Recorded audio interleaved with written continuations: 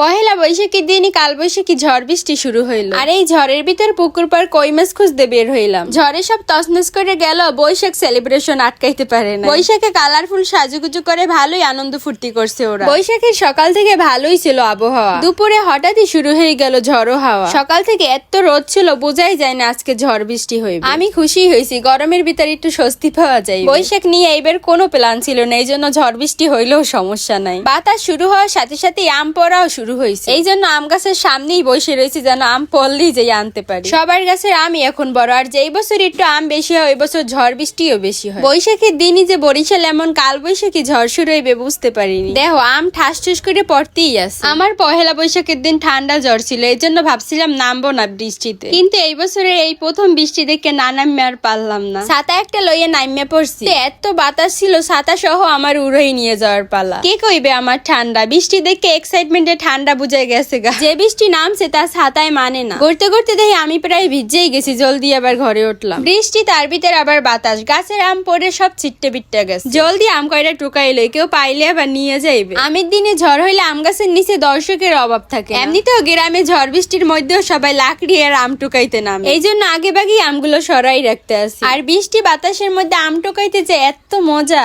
তা যারা গ্রামে বড় হয়েছে তারা খুব ভালো করেই জানো। ছোটবেলায় তো বৃষ্টি নামলেই সবাই একসাথে ভিজতাম, আর সবাই মিললে বাড়ির সব আম গাছের তলা আম খুঁজে ফেতা ফেতা করতাম। ওই মুহূর্তগুলো অনেক সুন্দর